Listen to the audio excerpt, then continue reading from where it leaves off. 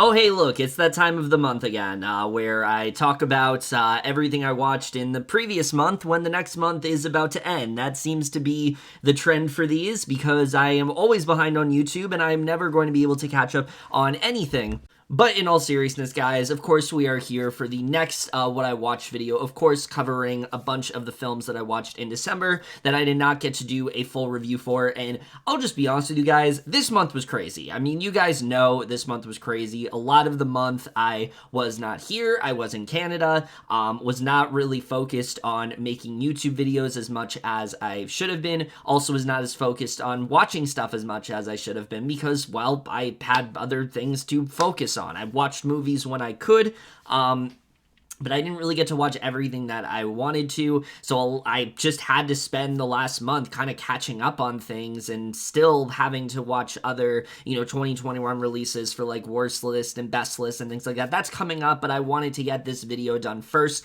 because, this is something I'm going to continue to do, so I might as well do one for December. But I'll just tell you guys right now, this is probably going to be the longest one I've done because I have over 21 movies to talk about. Some of these I wanted to do like full reviews for, but either I didn't like the way they materialized or I just didn't really have the time to construct a full review. But either way, you guys know how this goes at this point. I talk about these films as much as I really want to, and try to, put it all into one video. We're just gonna go ahead and start off now with the first film.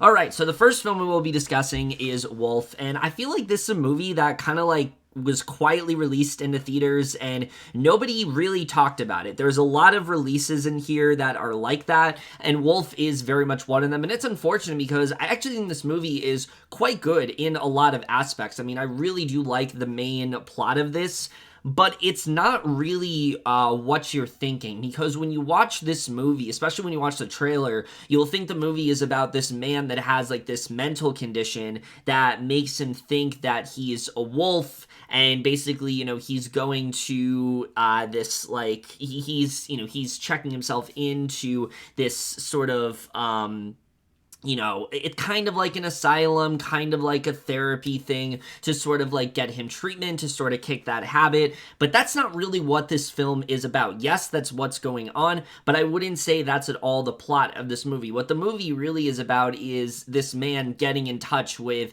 his true self and sort of embracing his true self in that way, because what this movie does really well is it showcases that, George McKay's character, this is not an isolated incident. There are many other characters that feel this way, that feel that they are animals, and that's just how they are, even though they're told that they shouldn't feel this way. When they go to this asylum and we see them sort of, act like different animals. Like one character thinks that he is a dog and he keeps barking constantly, and the film really pushes it very far, and that's something I really did appreciate, is that the film really does a great job of diving deep into who these characters think they are versus who they actually are. Like one character thinks that he's a squirrel. There's a scene where like he climbs up a tree, something really disgusting happens, and again, I really do applaud the film for going to those places, because it feels like if this were to happen, which from what I understand, this is something that has happened to quite a few people, I think the film overall does a really good job with that. But again, the movie doesn't try to make it seem like it's a bad thing that these characters feel that way, because this film is really trying to have this message about, be your true self. Don't let others tell you who you're supposed to be. The character of the zookeeper, I think, is a really well done villain, because yes, he's very one note, but he is also so, psychologically and even physically abusive overall, because he's constantly telling these people, he's constantly putting pressure on everyone. He's making them feel like absolute shit, like there's something wrong with them, putting them down for feeling the ways that they do. And Patty, I think Condesine, Considine, I thought overall did a really good job in playing this role. He played it with the right amount of menace that he really needed, but also in like a very like authoritative manner. And I really loved what he ended up doing here. I think that his performance was very strong in this film. But I gotta say, really, I mean, George McKay is fantastic here. He's one of those actors that I forget just how great he is in every film that he's in, and he really does a great job of playing this character of Jacob, who, again, slowly starts to become more in touch with his true identity. For me, though, maybe the stand-up performance the entire movie was Lily Rose Depp. I think this is easily her best performance yet as Wildcat, someone who is very conflicted because she knows that she is, she sees herself as this Wildcat, but at the same time is kind of held back. There's stuff that she's been through that kind of makes her unsure if she really wants to continue pursuing Jacob. They form this romance of sorts, and that kind of complicates things, and I really liked what they ultimately ended up doing with her as a character. I wasn't sure how I was going to feel about the romantic aspect of this movie, but I thought that they handled it overall quite nicely. Overall, what does bring down this film for me is that I do think that there are some things here that are just a bit surface level, like the inciting incident that gets Jacob to check into this asylum. I wish we would have dived into it a bit more. I wanted to see how this was affecting his parents. I wanted to see how this was affecting everyone else around him, so we can really see what gets him to make that choice. And then I also felt there were quite a few of the patients that we follow that I just felt I wanted a little bit more from. The character of Judith, especially, who is a parrot, I wanted to see more of her. There's some really good scenes where Zookeeper is, forcing her to like jump off a roof and things like that, because if she's a parrot, she's supposed to fly. But I wish we would have gone a bit more in depth with them and how people are perceiving them versus how they really are. I think it would have sold that message that much better. But I really do applaud every single one of these actors for really selling these roles. I mean, you believe, for example, that Rufus is a German Shepherd and that he is convinced that he is a dog and that is how he's supposed to be. You're convinced that Judith is a parrot and this is how she feels she's supposed to be. There's another character who thinks, like I said, that he's a squirrel, and you're convinced that that's how he's supposed to be. And I think all of that is really well done. And like I said, I think the world building is very strong here, really showing just how terrible this asylum really can be and why all these characters want to venture away from it. And I also think the message of this movie is really well done. I really like the way this ended, especially. I thought was a really, really satisfying ending in that way. It wasn't quite where I thought they were going to go, but I think overall it did work quite nicely. I do think the movie is a little bit too short, and I wish they would have dived into some aspects a little bit more, but I really love the cinematography to this film as well. I think all of that's really well done. The score, everything's great there. Overall, I really did enjoy this one quite a bit. I wish more people were talking about it because I think it does a really good job of kind of focusing on this, this mindset that a lot of people have that I think we don't really get to see a lot of, just people that have species dysphoria.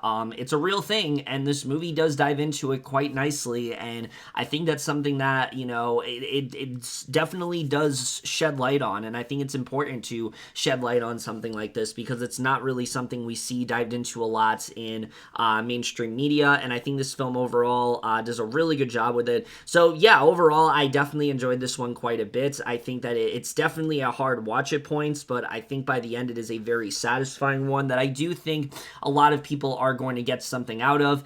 So for me, I am going to give Wolf a B-.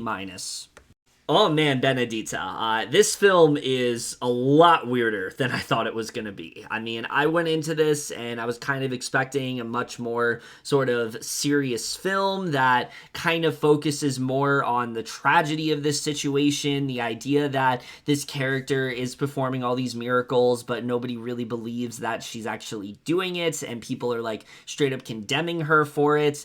That's not really what this movie is. What it is something very weird and out there, but it's that much better because of it. I mean, I will say right off the bat, I don't think anybody could have directed this but Paul Verhoeven. I mean, he is such an interesting a direction for this movie, the places that he takes this film. Yes, primarily this is a drama, but there are points where this film turns into a straight up comedy, to the point where it almost feels like a satire at points. I mean, the character of Benedita, she will often have these visions involving Jesus, and that's all I'll say. I mean, they did some really weird shit there, and I thought it was really well done. I really liked what they end up doing with a lot of those visions in the film. It also helps that Virginia Efira is so good as this character. I mean, she really commits to this role. You really do buy into the fact that she believes what she's doing. She believes that these miracles are real. And I think overall,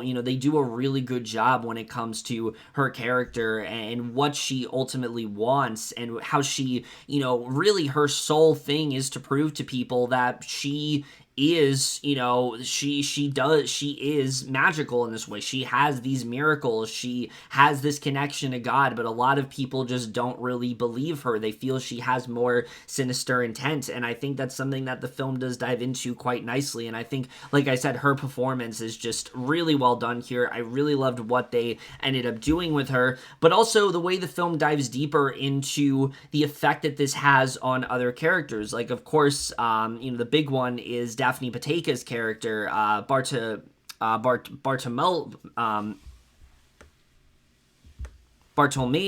I think overall,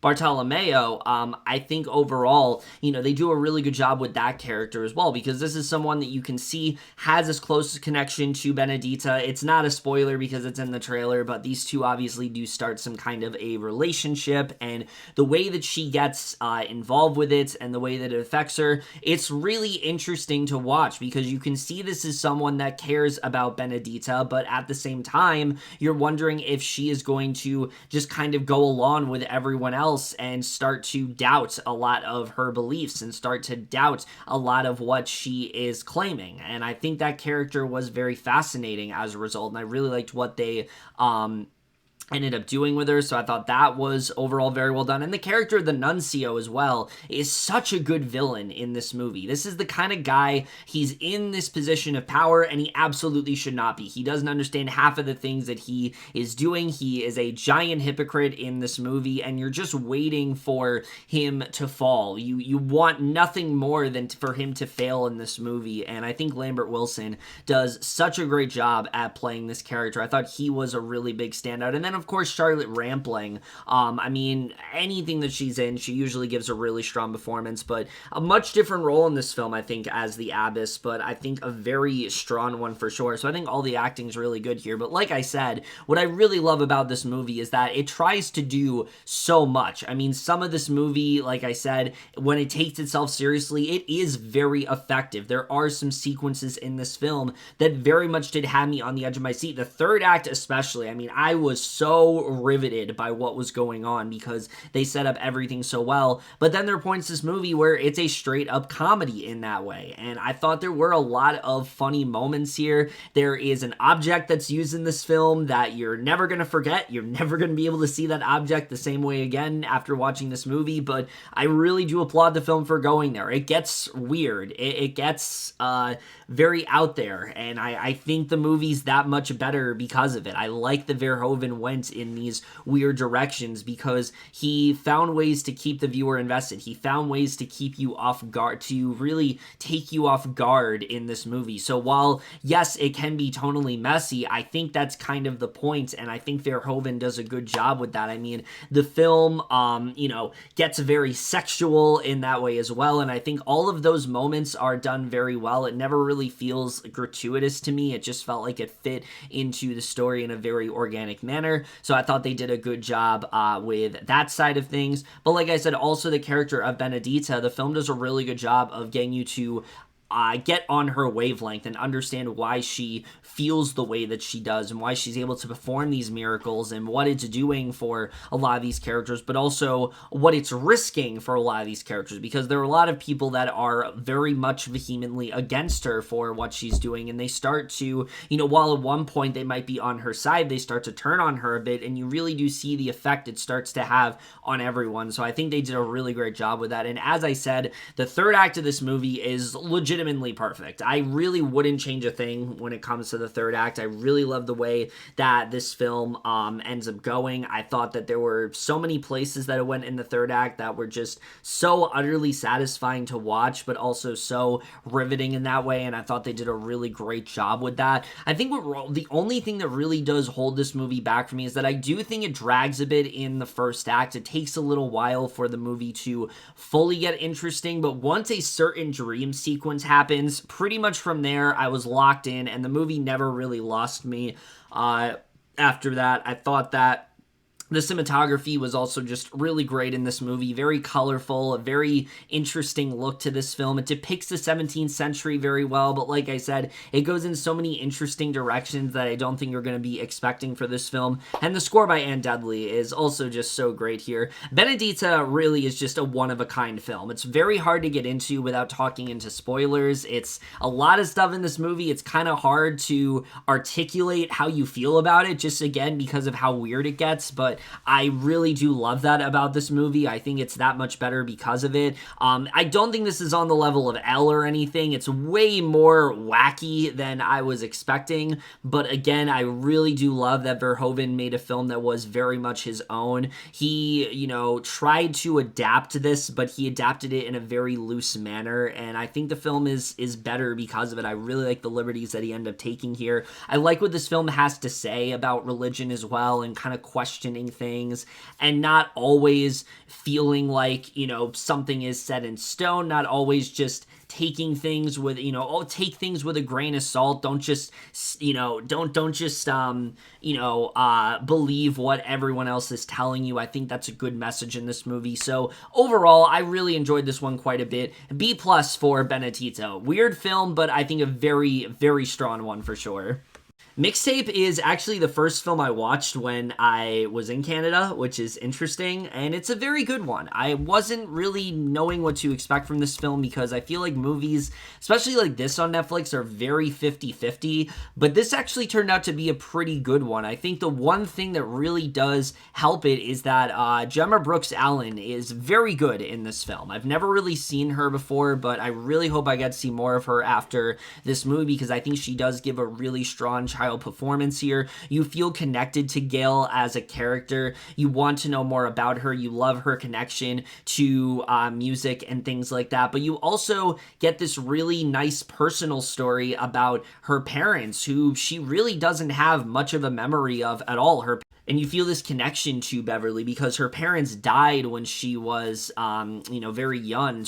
They died in a car crash when she was only 2 years old, and she doesn't really have many memories at all of them. And, you can see that this has had a clear effect on her. She wants to know more of what's going on, and you yourself feel very connected to this story. You want to know more of what's really happening here. And I think, when it comes to her character, the way she kind of finds a way to express that through listening to different types of music and things like that. This movie does make a really good case for why people listen to the music that they do. It's not always just because they enjoy it, but maybe they have more of an emotional connection to it, and that's exactly what's going on with Beverly in this movie. She feels this connection. She feels like this is something that matters to her. When she finds her parents' mixtape, these songs are something that she holds very close to her heart. It's really the only real memory that she has of them, and I think that makes for a much more personal story than I was expecting, and especially when it comes to Julie Bowen's character,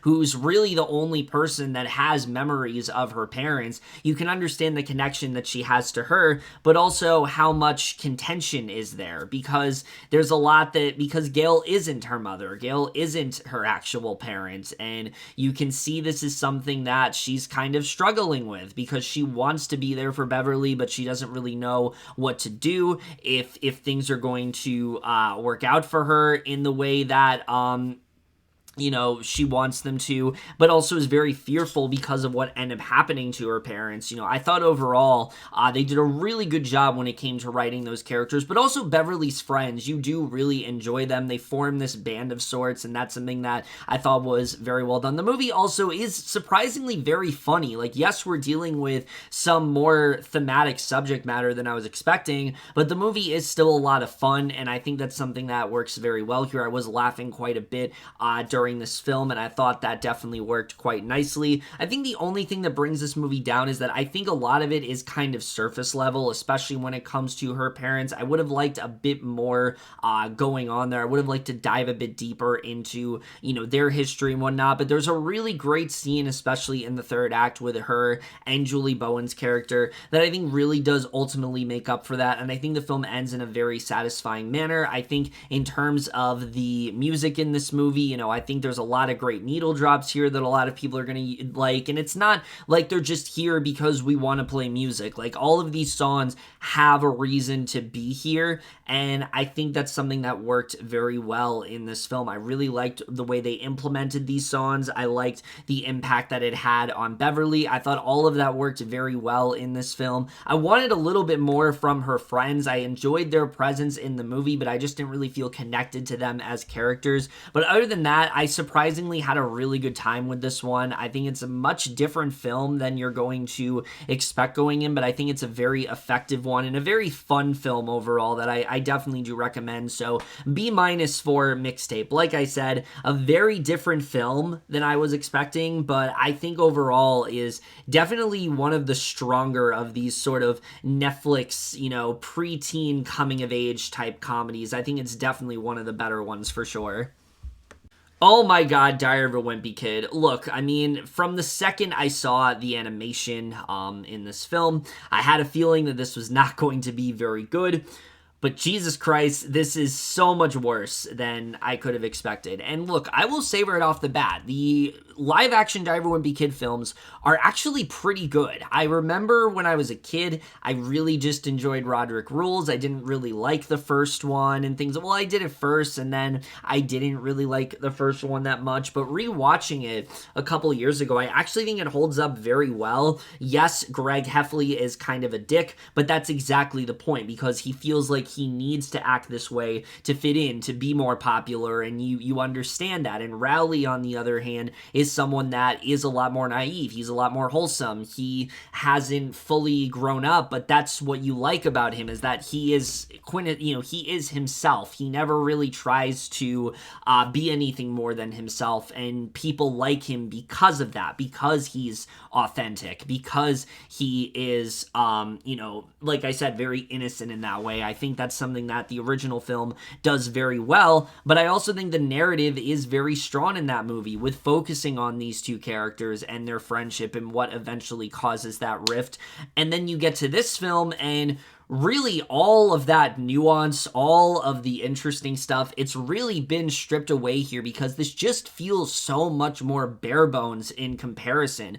The fact that this is the follow-up we get, this is sort of the remake we get of that film, is honestly pathetic. I wouldn't say there's a story in this movie. There's no conflict in this film. It really does just feel like a series of events that are very loosely linked together. Like, they try to somehow have a story here between Greg and Rowley, but it just feels so surface level. It never really feels like we dive deep into anything here. Rowley as a character is honestly kind of a dick in this movie. He, a lot of the time, is trying to one-up Greg, and he kind of just lets people he kind of just lets people torture Greg, and I was not expecting them to do that, because that's not something that Rowley would do. Everyone else in this film, besides those two, there's nothing to any of these characters. Roderick has absolutely nothing to do in this movie except monologue about how bad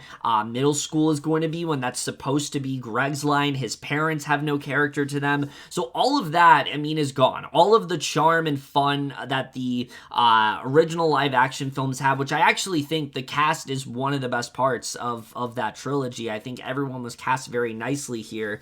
Right off off the bat, that's gone away in this film, but you take a look at this animation, and it's just so ugly to look at. I mean, it's not just the fact that I feel like a lot of these designs are straight up nightmare-inducing, and they really don't do a good job of conveying it, but I don't think it really adds anything to the film. It just kind of feels like, oh, the way that we justify this to exist is, well, it's animated now, and more kids are going to find that appealing, and they're not really going to care that there's a lot going on in terms of story. So it just feels very cheap in that way and very shallow, and it's another example of Disney getting a hold of a property that they just don't fully understand. I don't think they understand what makes Diary of a Wimpy Kid, fun. I don't think they understand what draws people to this story. It's not just the events that happen, it's how those events play out. It's seeing the buildup between that. It is, yes, very slice of life in that way, but there is overall a larger story going on here, and that is just nowhere to be found in this movie. And especially with a film only being 50 minutes, there really isn't a lot that they can do here. A lot of the gags and things like that just don't really work in this movie. They try to do some kind of visual humor, but I don't really think it adds much of anything to this film, so I think that really does bring it down. And I also just felt like overall the direction here was very weak. Everything about this film feels significantly cheaper compared to the original. And I don't mean to just, compare it constantly, but you kind of have to in this movie because there's nothing really going on here. And I just feel like overall, this just feels incomplete. It's told in the most generic way it could possibly be, and there really isn't much more going on here, and I just feel like everything about this is just so much more swift, and it's told in such a dull manner that I just didn't care about anything that was going on. I mean, to me, this really feels like a blatant attempt to try to cash in on a TV series. Like, that's really what this feels like. It's one of those, 1 hour type, specials or movies, as they call it, on, Disney, on, Nickelodeon, that you'll get, and then they end up picking it up for a full series. That's really what this feels like to me, and there's really nothing else to it. It would make sense why it feels significantly cheaper. It would make sense why it really just kind of feels like this Cliff Notes version of the story than anything. But yeah, I mean, there really isn't much else to say about this. I really was just not impressed by this film at all. I don't really understand why it needs to exist, but here we are. It does. There's a Roderick Rules film on the way, I guess. I can't wait to see how they end up butchering that. But yeah, overall, I think just all of the fun, all of the charm has been completely stripped away here. It's way more generic. It's so watered down in that way, and it has very little understanding of what really made Diary of a Wimpy Kid work in the first place. I will say Brady Noon is pretty good as Greg. I think he's a good choice for this character. But other than that, there really is not much I enjoyed about this one. So D+ for Diary of a Wimpy Kid. I really don't recommend this at all. I honestly do recommend going back to those live action films because I actually think they're a lot better than people have given them credit for, especially when compared to just how shallow and how generic this is. This is really not worth your time at all. National Champions, another film that kind of just came and went. This is one that I remember I saw a trailer for randomly. I forgot what movie it was during, and I was like, oh, this is a thing. This is coming out. And yeah, it came out. I thought I was going to get to see it when I was in Canada, but it didn't even come to the theater I was in.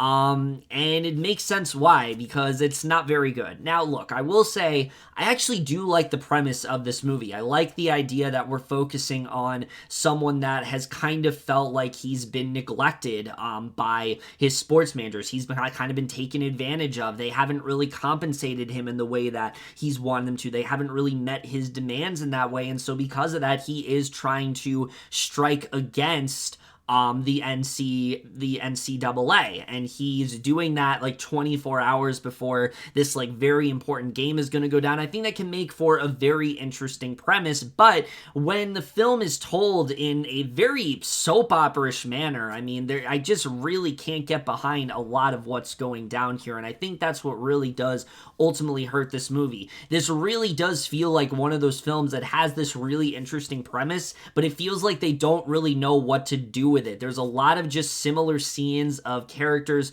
talking in hotel rooms and monologuing kind of just about nothing. The movie acts like they're talking about something important, but they really aren't, and there's far too many scenes of that, and that really did take me out of the movie, especially prior to the actual conflict. I really was not feeling this at all. I don't think they did a very good job with that. And our main character in this film, I mean, really, he's never given the depth that he really does need. You don't really understand what causes him to make this decision. He talks about how, like, this isn't about him. He's trying to stand up for, like, what's right. And I wish we would have seen what led him to make that decision, because we don't really get to see that in this film. It's kind of just like something he ends up doing because of something that's happened, and like we get, like I said, a basic explanation, but I needed them to go a bit deeper, and they really didn't. And it sucks because Stephen James is really good in this role. He really is giving it his all in trying to make this work, but because of the fact that the story is told in a way that his journey is told in a way that's like really at an arm's length and keeps you at an arm's length when it comes to the story, I just had such a hard time latching onto his character. So I don't think that ultimately worked in the film. There are a lot of actors in this movie. A lot of these actors are really good in this film. J.K. Simmons is obviously great. I think anything that he's in, he does a really great job with, but I really do think he does a great job playing this character of James Lazer. You really get the sense of just how much this guy cares about this game, how much is riding on this game for him. Everyone sees him as, this very prestigious coach, and if this game doesn't work out, he could lose all of that in a second. And I think they do, I think that he does a really good job of communicating that. Again, the problem is he's working with really shitty dialogue in this movie. There is a moment where he's trying to hype up this whole crowd of football players, and you can see that these are people that aren't necessarily the most financially stable. They're kind of here because they need that.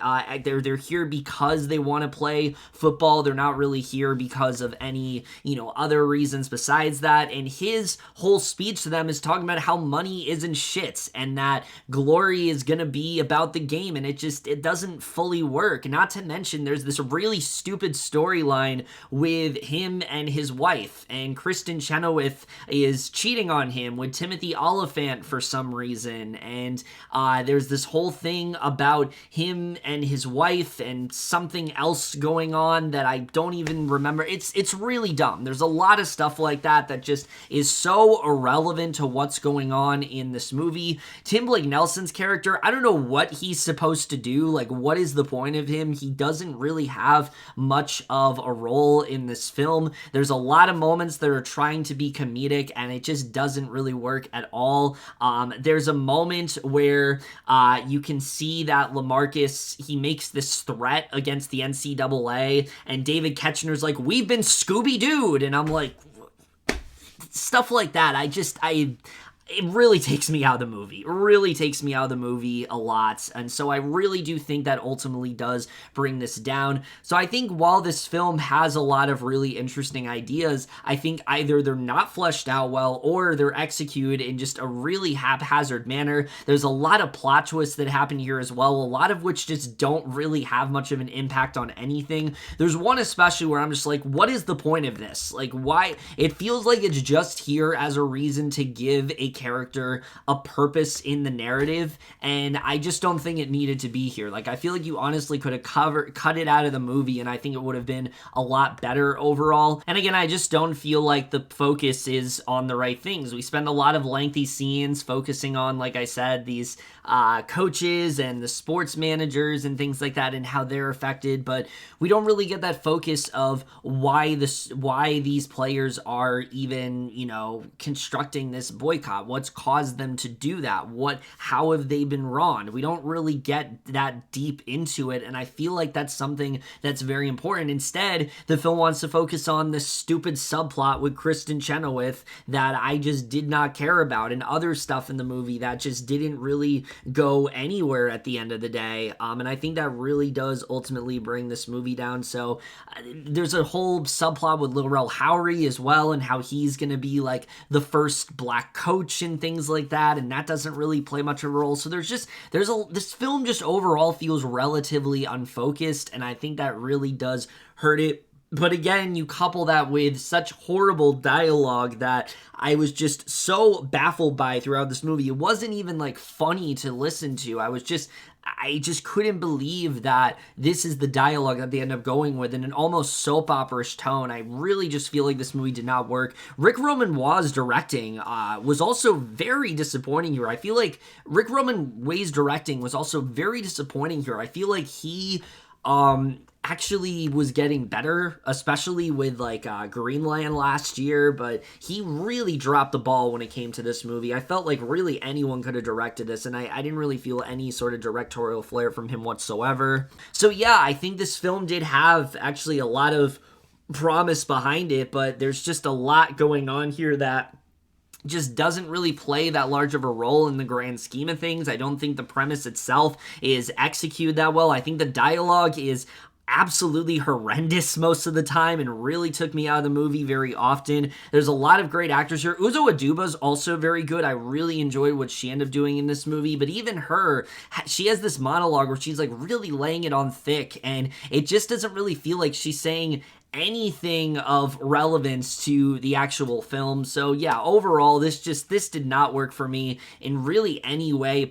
in really any way. I get what they were trying to go for, but I just don't think this movie really worked out as a whole. So C for National Champions. I get that they were trying to tell this really interesting story, but between the piss poor dialogue and the soap opera-ish execution of it all, and just a lot of actors being wasted, I just don't think this was all that effective at the end of the day. So yeah, I can't really recommend this one that much. So this next one, Red Rocket, I was actually planning to do a full review for. In fact, I started to record a full review for it. I just didn't really like the way that it was turning out, so I figured I'd just put it in here. Yeah, I really love this one quite a bit. Now, Sean Baker, as you guys know, is not a director that I'm particularly fond of. The only other film I've seen from him is The Florida Project, and I was honestly left pretty cold when it came to that film. I didn't hate it. I just felt that overall the way it was handled just wasn't really for me. But after watching this one, I kind of do want to give that movie a second watch, because what I really love about Red Rocket is really just the rawness of this entire film, and that's something I really do love about Sean Baker as a director, is that, you know, the way that he wants to capture the most authentic experience of these stories. It almost feels documentary-esque in the way he goes about it sometimes, especially a lot of the time getting non-actors to play these roles, I think is really well done here. But I also love that this film is way funnier than anything else that he's done before. He really shows a knack for comedy that he has not demonstrated in any of his previous films, and I really do hope that he continues to hone in on it, because I think he has a real natural talent when it comes to delivering comedy in this film. I mean, this movie just had me in stitches at so many points. I'd go as far to say it's probably the funniest movie of last year, and a lot of that is because of Simon Rex, who, I mean, I'm so glad that he ended up taking a chance on. When you think of Rex, you don't really think of him as this prestigious actor. You kind of just think of him as like the guy in Scary Movie and things like that. It's kind of a weird choice, but when you see him in this movie, it makes a lot of sense, because the character of Mikey Saber is insufferable on paper. I mean, this is a guy that you can tell from the beginning of the movie isn't going to change. Everyone knows, you know, the kind of person that he is. He's someone that is very pathetic. He's someone that, you know, went away from Texas to go to LA, and he's had like all of this notoriety, and he's been giving awards for things that he really shouldn't have ever gotten. And you can see when he comes back, he's like expecting to get that same sort of love, that same sort of fame that he ended up getting in in Hollywood, and he just does not have it here because so many people are over his shit. His wife, especially, is so over his scheme. She can see what he's doing from a mile away, never fully trusts him in this movie, and Brie Elrod is so good here, let me just say. I really loved what she ended up doing in this film, but what Rex does really well is he shows why some people are easily manipulated by this guy, because he is very charming. He is very charismatic in that way. He is someone that you do enjoy watching, and I think that's something that he does a really good job with here. But he also plays into the fact that this guy, like I said, is kind of a loser. He doesn't really want to change. He has his own sort of schemes. He has something else that he's always cooking up, and I think overall he does a really good job when it comes to all of that. I really did enjoy his role in this movie. I think that was definitely one of the best parts of this film overall. I think that, like I said, Mikey as a character, a lot of people have compared this film to Uncut Gems, and rightfully so, but I think the difference here is that Uncut Gems, there is that sliver of hope that Howard Ratner is going to change. At least with me, with this film, I never thought for a second Mikey was going to change, just because of the way that he goes about things, especially when it comes to the character of Strawberry, which is, again, very challenging to handle. The way that they were going to do it, I mean, it could be very problematic if not handled well, but they really do a good job of establishing this relationship. You get the sense that Strawberry is someone that is keenly aware of what she's getting herself into, yet is still sort of naive in that way, because she doesn't realize what Mikey is actually doing to her, the sort of schemes that he's getting her involved in, what his actual angle is here. It's really disgusting to think about, but Susanna Sun is so likable as Strawberry, and someone that you really do find yourself gravitating towards, especially when, you can see that she's a character that is far more intelligent. She needs to, get the fuck out of this town. She's so much better than it, and she has so much more talent than a lot of these characters do. A lot of these characters feel kind of aimless, and there isn't really a lot going on with them, but I think overall, I think they played into that very nicely when it came to Strawberry, and I think some of the best scenes are just the two of these two interacting. I thought it was such a interesting dynamic in that way, but again, the film doesn't try to downplay the fact that this is really gross, what Mikey is doing, and I think that's something that they handled very well in this movie, so I really didn't take any issue, because I think the film very much addressed that what was going on was wrong, and tried to, really punish our lead character for it. I think overall the movie does do a really good job with that. He really does get put through the ringer in this movie, as he should, and the constant schemes he gets himself involved with. I mean, he really just digs himself into a deeper hole throughout this entire movie, and that's something I really did end up appreciating here. And like I said, though, the comedy is really great in this film. The third act especially, oh my god, there's something that goes down involving a there's something that goes down in this movie in the third act, and it just had me in absolute stitches. I have not laughed that hard at anything in quite a bit, and I just really loved what they ended up doing with that. So yeah, overall, I think this is just a really strong film. I think there's a lot of things that work very well here. I think what this movie has to say about greed, about manipulation, I think all of that is very well communicated in this film, and I think that's something that I really did appreciate. I think that, like I said, while the comedy is very much there, I like what this film has to overall say. I think when the movie needs to get serious, it definitely does go for those moments very well. I think that that's something that was definitely very well done in this movie, and you get that, nuance, you get that depth that you really do need for this film. The score also is very interesting because, like Sean Baker's other films, he doesn't use a score here, but there is this motif with the NSYNC song Bye Bye Bye.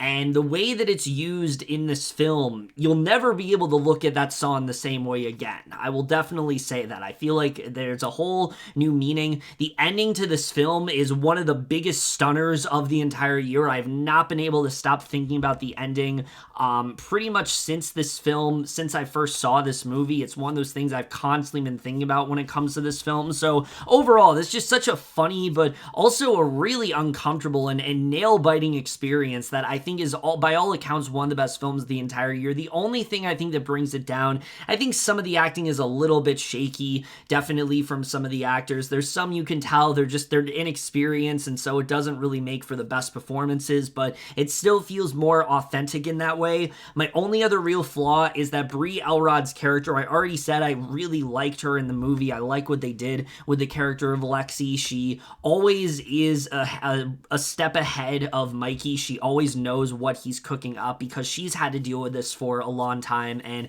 it's just such a fierce character to watch. But there's an element to her character that is revealed, and I think we could have dived into it a little bit more. I think there was something that they could have done a better job with. I get it that we're kind of seeing things through Mikey's perspective, but I kind of wish we went back to that a little bit just to get a little bit more with her character. But overall, I was a big fan of this film. I think definitely this is a film that I will definitely recommend to a lot of people. It's not a film I think that everybody is going to love, but for me, I found it to be a very satisfying and fun experience that ultimately made for one of the best films of the entire year. So I'm going to give Red Rocket overall an A. The Unforgivable, yet another very frustrating watch for me because I do think there are some ideas here that are really good. I like the central premise of this movie that Sandra Bullock is this convict. She's been in prison for a long time and now she's coming out after like 20 years and, you know, she's coming out to a lot of people just not really being thrilled that she's been released because they look at her as this convict. They look at her not as a victim, but someone who did something that was legitimately, you know, worthy, that was legitimately illegal. And, you know, she committed murder in that way. And we start to die. And I think the film could make for a very interesting premise. The problem is, I think it's way too overly convoluted. And there's so much going on in this movie that I just think ultimately it doesn't make for a very satisfying experience. I'll start off by talking about what works. Sandra Bullock is amazing in this role. Like, generally, I think this is a really strong performance from her. It's very subtle. This isn't a performance where like she yells a lot and things like that, but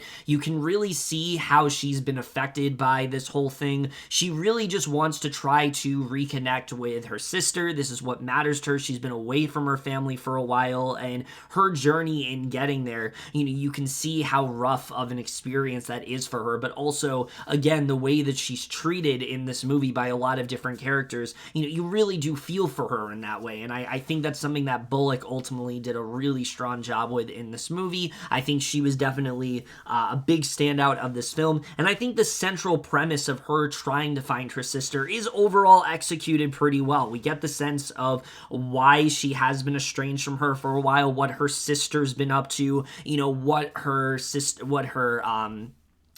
sister's parents, how they're feeling about this whole situation, because they don't really want her involved with this at all. She doesn't even really know about her sister, and they're kind of like trying to maintain that, and you can see the effect that's had on her. I think all of that is really good. If that was the entire movie, I think that the film would be much better, but unfortunately, we have a lot of other things going on that just aren't as developed. Like, there's a whole thing in this movie, which, if you watch the trailer, you would be led to believe that Viola Davis's character plays a major role in this film. And unfortunately, I'm sad to tell you that she really doesn't have much to do here. I mean, she has some memorable scenes, don't get me wrong, but there just isn't a lot going on with her as a character. You see that her and her husband are sort of divided on how to feel about this. Her husband feels contempt for Ruth, while Viola Davis's character, Liz, kind of sees her as, well, she's a convict. She has a reason for being there. She is not a good person, and we can't treat her like she is. She is a criminal, and we need to treat her as such, and we're not going to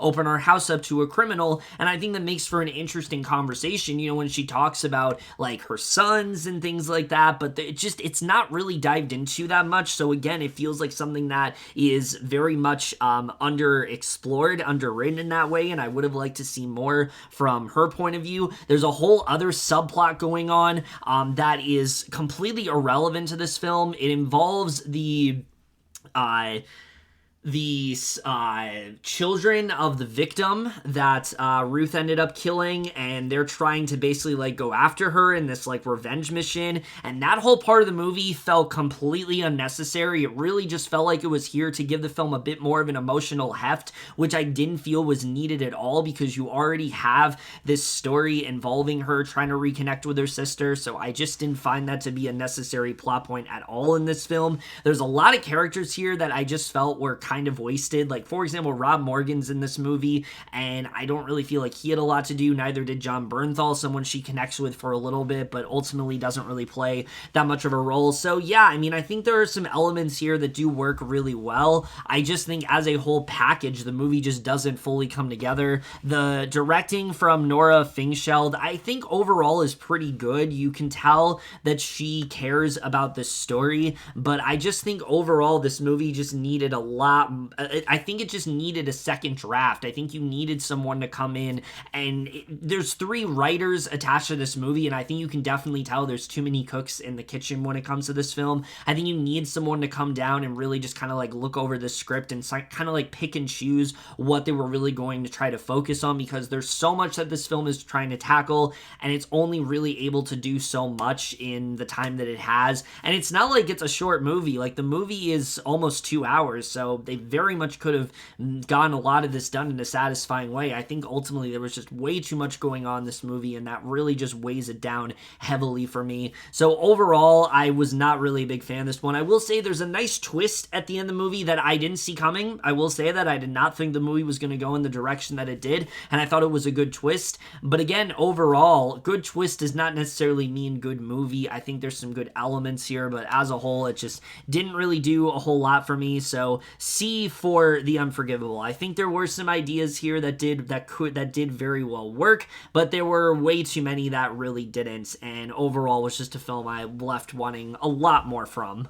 So while The Unforgivable I felt is a film that tries to do too much, Encounter actually did a lot less than I thought it was going to, and I have to say, I think the movie's actually better because of it. Now, the one thing I will say going into this film is that I think a lot of people are going to be underwhelmed by it, because the way the trailers allude to this film, you would think that this is very much like a sci-fi drama. They're trying to get away from, it's his father trying to get his sons away from like this threat, maybe aliens or something like that going on. And without spoiling too much, it's not really that. That's not really what's going on here. This is a lot more personal of a film than I was expecting. And like I said, I think that is going to piss some people off. For me, I actually really liked what they ended up doing with this film. Riz Ahmed, right off the bat, is really good here. He gives another really strong performance in this movie as Malik, this father that is kind of estranged from his sons, and he's trying to take the time to like really sort of reconnect with them. And I think he does a really strong job in this film. I think he really is kind of like the glue that holds this together. But I have to say, someone I have not heard a lot about is Lucien River Shahan as his son Jay. I thought was great in this movie. He gives a really good child performance here. Someone that you can tell wants to be on his father's side, but is very conflicted with his father's morals. And I really liked where they ended up going with him. And I thought overall he just did a really good job in this movie. So I think he was definitely a really big standout for me. And I think, again, just the ways this film ended up unfolding, it went in a lot of places that I was not expecting it to go. But I think it made for, again, a very interesting ride. I was not really, expecting the film to go to the places that it did. I was expecting a much more of a straightforward sci-fi film, but like I said, this is much more of a drama in that way, and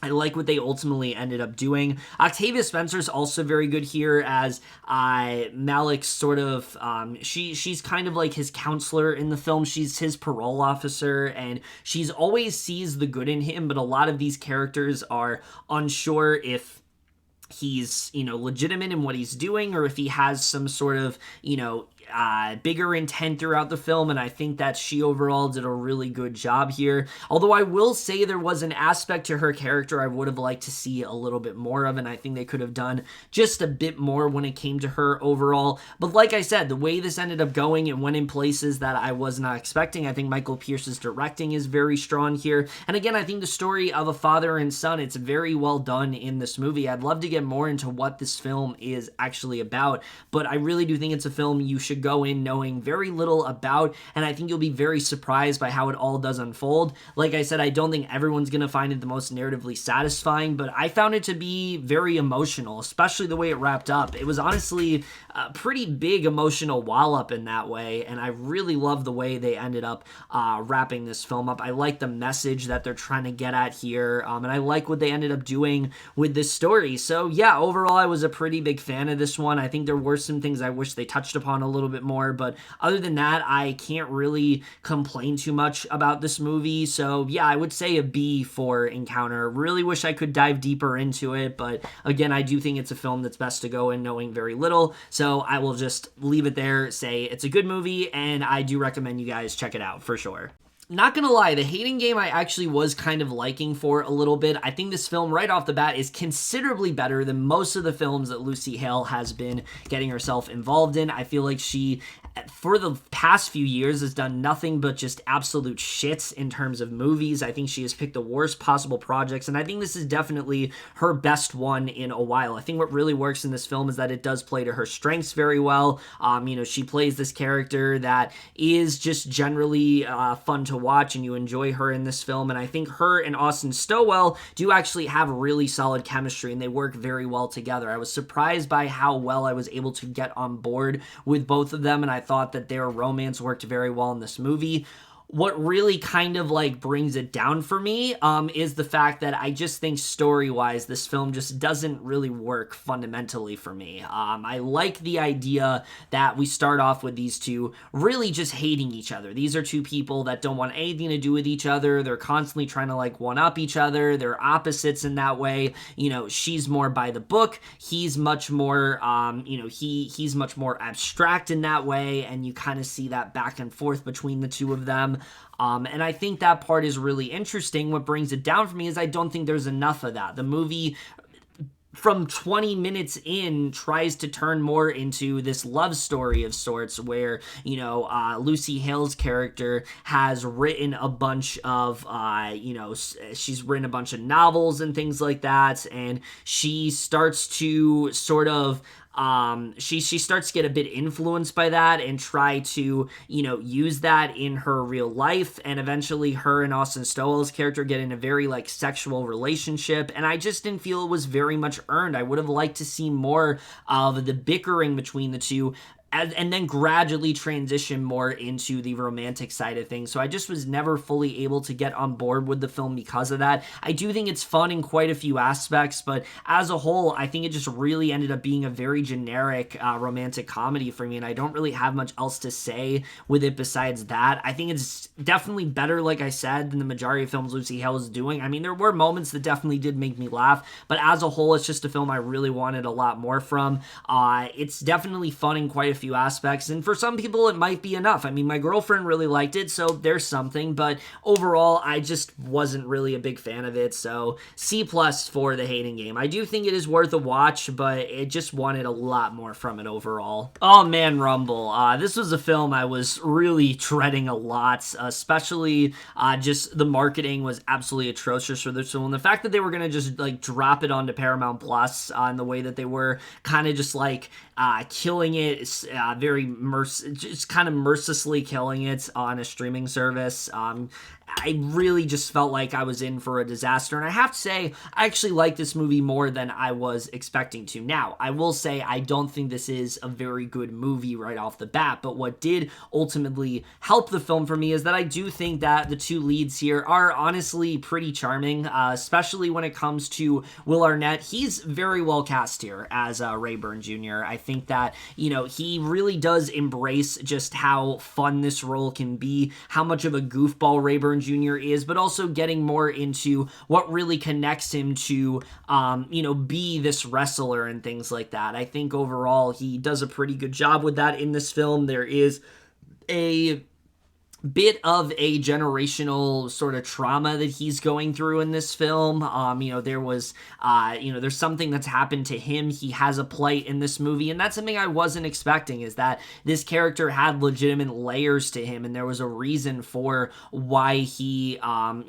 has become the way that he is, and I thought overall he played into that quite well. And Gerald M. Viswanathan as well is very good as a Winnie. You understand why this matters so much to her when it comes to when it comes to what's going on here with being a trainer, why she is so adamant about this mission. I think that is very well done in this movie, and that's what really did keep me somewhat invested, is that there is a reasoning for why these characters are going about what they're doing, and the movie actually does do a pretty good job of diving into why these characters are, again, involved in what they're doing. The problem is, I think overall the movie just isn't very funny, and that's what really did bring it down for me. A lot of the humor just didn't really work for me. I found it to be very kiddie, very repetitive in that way, and I think that did ultimately bring it down. Although I will say I did find some moments here funny. There's a really good running gag between Jimmy Tatro and Stephen A. Smith, of all people. I have no idea how they got Stephen A. Smith in this movie,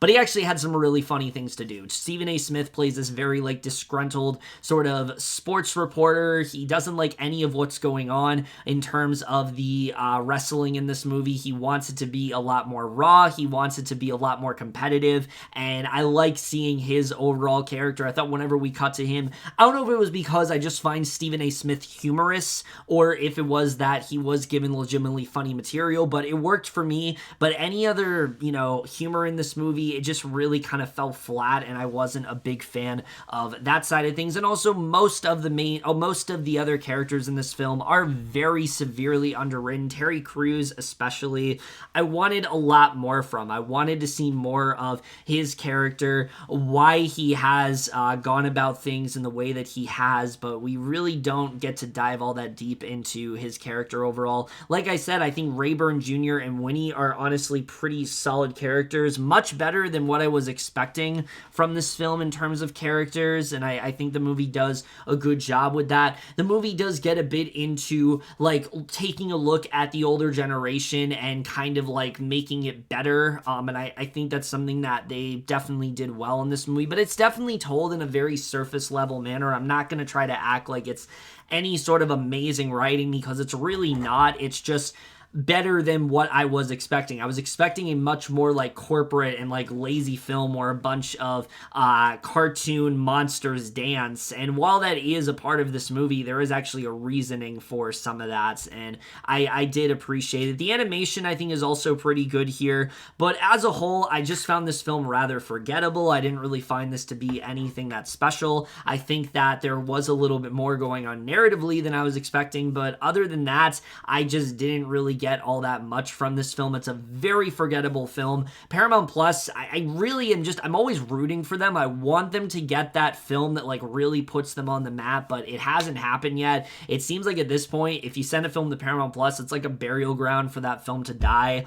but that's really kind of it, and this unfortunately is yet another one of those. I do think it's one of the better films that they've acquired, but it's really not saying much because it still isn't really all that great. So C+ for Rumble. I think it's enjoyable in the moment, but as a whole, it's extremely forgettable for me.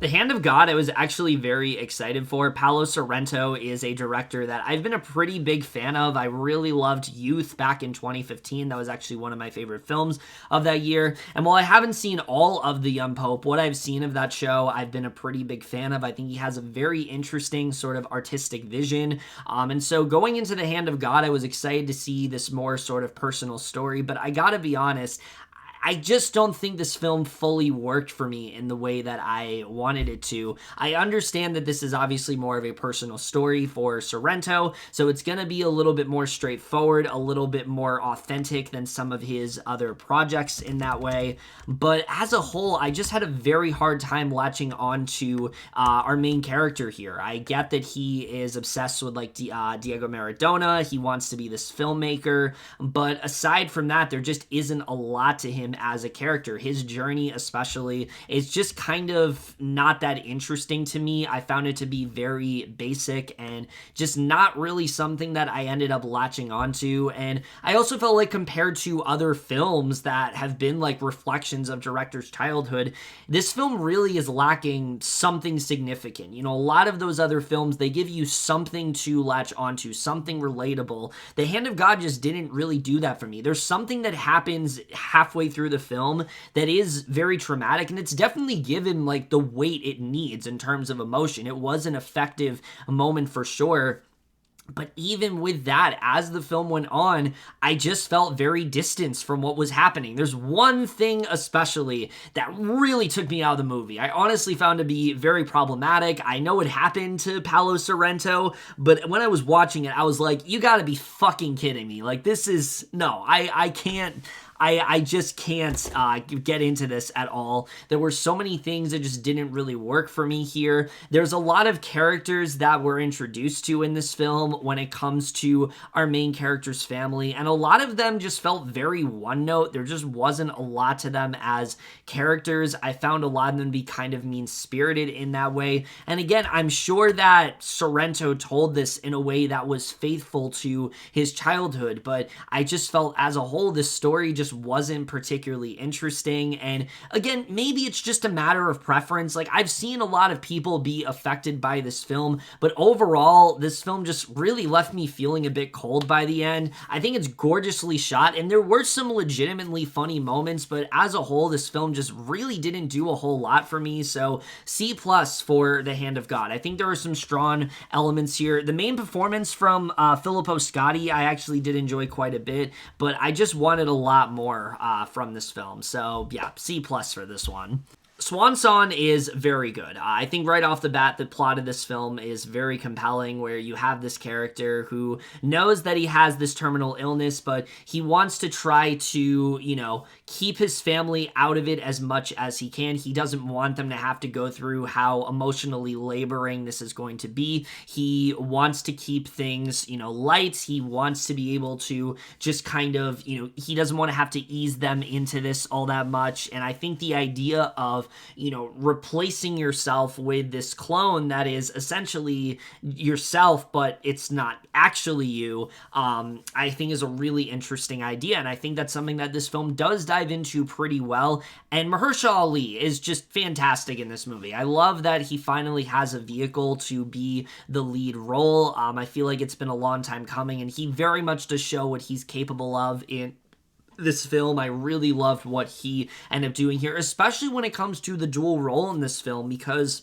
you know, when it comes to our main character here, you really do latch onto him. You understand why he cares so much about his family and things like that. And I think that overall he does a good job as Cameron, but actually Jack, I think, is the more interesting performance, because he starts off kind of like this blank slate, but by the end of the film, you feel like Jack is just as fully developed. I actually really enjoyed the way this film decides to go about that specific bond between these two characters. It did not play out quite in the way that I was expecting, but I thought it made a lot of sense for what this film was really trying to get at. The idea of adaptation, the idea of identity and things like that. You know, that stuff this movie does get into quite well. Naomi Harris, I don't think is being talked about enough either. I think she's very good in this film. She's very emotional, but you really do see her devotion to Mahershala Ali's character, and I thought overall she did a very good job in this film. I'm happy that she finally has like another movie that's able to like utilize her talents, because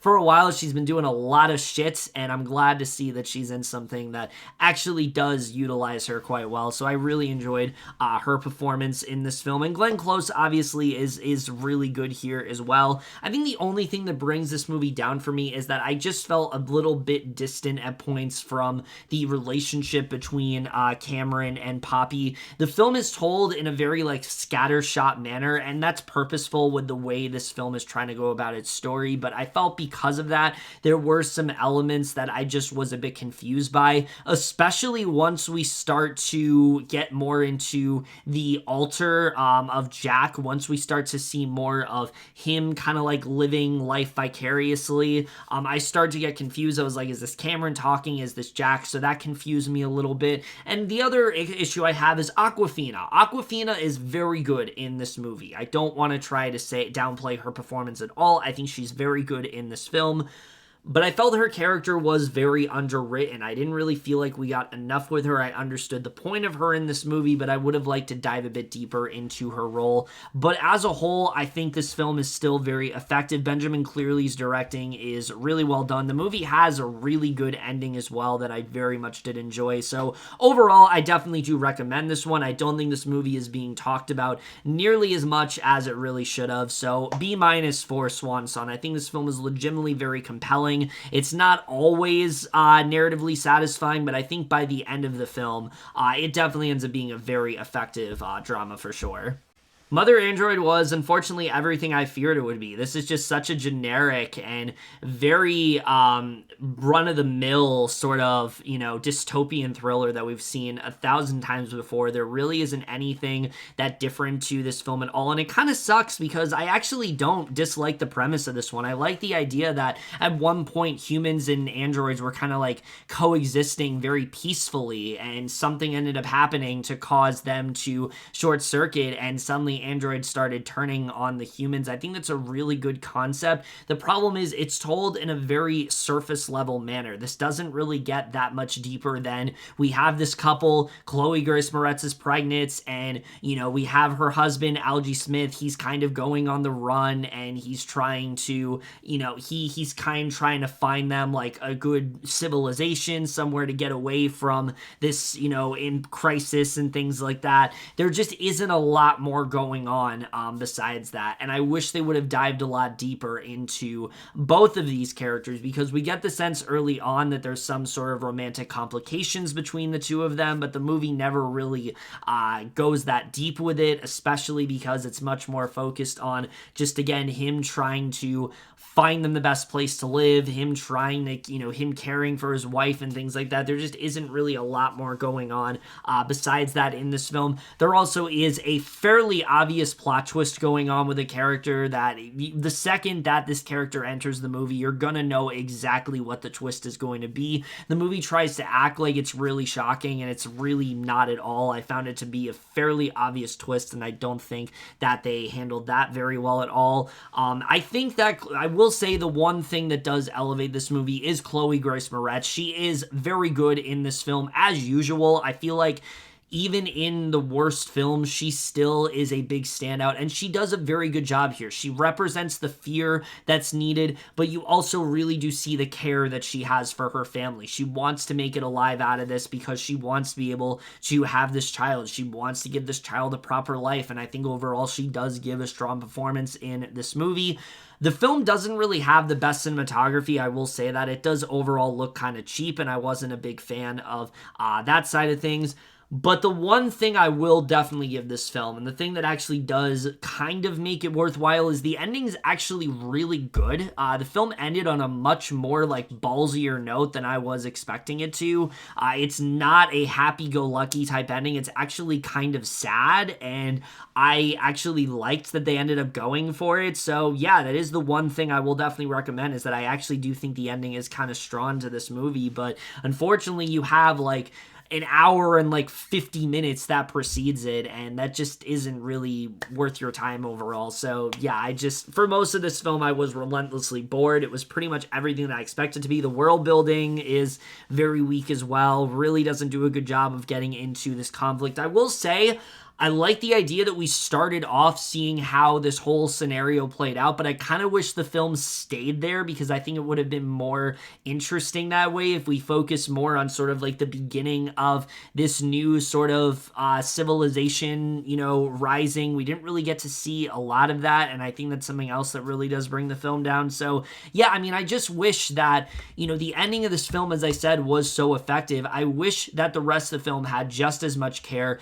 just as much much interest put into it, because as a whole, this just ends up being a very been there, done that kind of film. So C- for Mother Android. For a while, this was like teetering on a terrible movie, but the ending and Chloe Grace Moretz's performance really did save it. Algie Smith is good here too. I do think he gave a good performance here, but overall, not really much to this one at all. So this next one, The Novice, I really didn't know too much about this at all going in. All I knew was that Isabel Fuhrman was in it, and I think that she is a very overlooked actress. Everything I've seen her in, I've been a big fan of, but I don't really think that she has had that proper vehicle, aside from Orphan, obviously, to like really stick out. And this film, finally, she's able to do that, because I really like this film a lot, actually. This is probably one of my favorites of the ones I'm talking about here. What I really like about this movie is it takes the idea of rowing, which, you know, obviously I don't have much experience with. I don't know anything really about, you know, rowing whatsoever, and really just applies it to anything that like you're passionate about. And that's what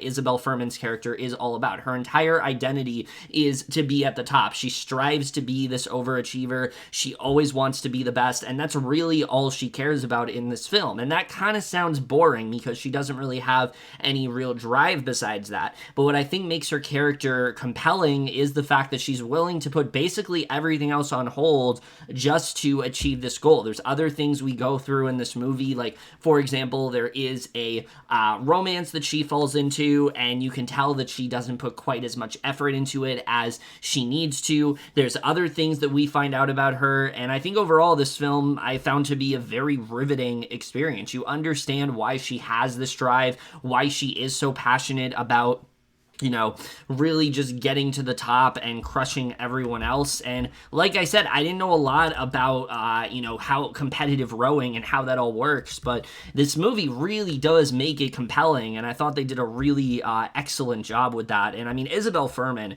is just phenomenal in this movie. You really do see how icy cold this character is. I mean, this is someone who, again, just, she's so determined in that way. She's willing to put herself through the ringer just to achieve this, and I really loved what she ended up doing in this film. There's one scene towards the end where we really start to get an explanation of, like, what really gives her this drive, why does she feel the way that she does, and she just absolutely killed it in this film. I loved what she ended up doing here, but I have to say, even better than her performance is Lauren Hadaway's directing. I mean, this film is very tense to watch, more so than you would really expect, mainly because you're watching this girl essentially like self-destruct, and you're unsure if she's gonna be able to like really you know, really be able to master the skill that she wants to, because she is starting to really hurt herself in that way. I've seen a lot of people compare this film to Whiplash, and I think it's a very apt comparison, but imagine that, like, you know, Miles Teller's character was, like, completely unlikable, and just had no other goals other than to be a drummer. Like, that's her character, essentially, in this movie. That's what her entire, that's what every single action she does in this film, that's what it really does rest on. The sound mixing as well was phenomenal in this movie. This is easily some of the best sound mixing I've seen in any film. I love the score in this movie. It really just ups the tension and things like that. And there's so many standout scenes in terms of cinematography here. The movie actually does get into some really weird places, like cinematography wise, and that's something I really did appreciate. So yeah, there really is a lot to love about this one. I think the only thing that brings it down is Amy Forsyth. She pretty much plays Doll's rival in the movie, and I just didn't feel like we got enough insight into her character. We understand why she, you know, what really drives her and how different she is, but I wanted to see a little bit more of her. I felt she was honestly kind of underused. They do a little bit more with her in the third act of the film, but I just want a little bit more with her character overall. But really, other than that, this film was extremely effective for me, a lot better than I really did expect it to be going in. Although, like I said, I didn't have too many expectations,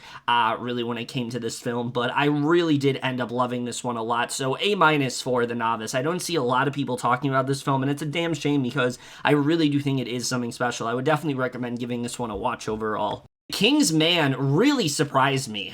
Very different film than I was kind of expecting going into it, and I mean that in the best ways. As you guys know, the first King's Man, I'm a huge fan of. I think it is one of the most entertaining and one of the most ambitious starts to a franchise that I've really ever seen before, and it's so good. I don't really think it ever could have been replicated. The second film was pretty much the exact opposite. It was a complete disaster. It barely took anything seriously. It didn't really have much resemblance to the first one at all. It was a lot zanier and ridiculous, borderline an Austin Powers film at points, and I just wasn't a fan of it at all. So when it came to this movie, I was just very skeptical, but what I think this movie does really well is that it does try to do something a lot different, and I think it really does succeed at that. Yes, this is a Kingsman film, but really only just based on, the organization. Like, there isn't a lot going on in this film that is all that related to Kingsman, and I think the movie, like I said, is better because of it. You can really watch this as a standalone film in that way, and I think it really does work well overall, especially when it comes to Ralph Fiennes' character. I mean, he really carries this movie very nicely. We haven't really seen him in this position before, where he's like headlining an action film, but he really does kill it here. This is a character that is a pacifist, and you can see he's kind of grappling with that throughout the entire movie. He wants to handle things in a very diplomatic way. He doesn't really want to engage in things like that, and I really did like where they ended up going with him as a character, and I think Fiennes is just so great in this role. There's a lot that is required out of him in this movie, and he really does pull it off. I think he actually went to a lot more emotional places than I was expecting, and I really did like his performance in this film. There's one scene with him involving this parachute, and the way it was handled, oh my god, I mean, it was probably one of the most exhilarating action set pieces that I've seen in any film last year. I really loved what Fiennes ended up doing here. I think he was just a huge standout throughout this entire movie. Harris Dickinson's also very good here too for what he has as the character of Conrad. You see how he's kind of like pulled into this, the father-son story that really does anchor this entire movie. I thought was very well done, and I really did enjoy his performance here a lot. I think he was a pretty big standout. His entire arc is that, like, he wants to go to war, and you can see other people are very hesitant about it because he doesn't really know what he's getting himself into, but I really did enjoy that character a lot. I like the places they end up going with him, and I think Dickinson was very good in this role. A much better character than I was expecting. I was kind of just expecting him to be just like a throwaway character, but I really do think he worked very well here for me. But I gotta say, I mean, one of the most memorable characters in this film is Riz Ahmed, who, of course, plays Rasputin. Just such a fun character in this movie. You always know that he's up to no good. He seems to be like one step ahead of everyone, but you can also just tell he's not taking this role too seriously, and I think that's something that Afons did a really good job with. But at the same time, he's generally terrifying in this role. I really liked what he ended up doing here. I thought that he was a really fun presence throughout this entire movie, and I very much did enjoy him in this film, and I think that he was a pretty big standout. Gemma Arterton and Yaman Hanzu was also big standouts throughout this entire film. And I think Matthew Vaughn's directing, what I really like about his directing this film is that he really does challenge himself as a director. Yes, this movie is still an action film, but at points it's a full-on war movie, and I really do appreciate that he went to those levels. The second act of this film is practically a war film, and it's probably one of the most riveting things we've seen within this entire franchise. At points, I felt like I was watching 1917, and I really did like that a lot. There's a lot of places this film went that I was not expecting it to go, and it very much reminded me of the first Kingsman film, where, like, you expect things to go a certain way in that movie, and it doesn't, and I felt the exact same way here, and I thought that overall, he just did a really strong job with that. So yeah, there's a lot that I really did enjoy about this one. The score here is really great. I really do like the I really do like the 1900s setting in this movie. I thought that was something that was also handled very well here. I think that just in general, there's a lot to really like about this one. So what brings it down? I do think that there are a couple characters here that just aren't that well developed. Gemma Arterton, especially, I needed a bit more from her. They start off and she's kind of interesting, but then they kind of put her into this random romantic subplot with Ray Fiennes' character, and I just didn't really find it to be earned at all. I didn't really feel like they set it up all that well, so I just felt like they could have done a lot more with her character, because she's really good in this movie. I've always been a fan of Gemma Arterton, but I just felt there needed to be a little bit more to her character, and there just wasn't really there for me, so I wish there was a bit more going on with her.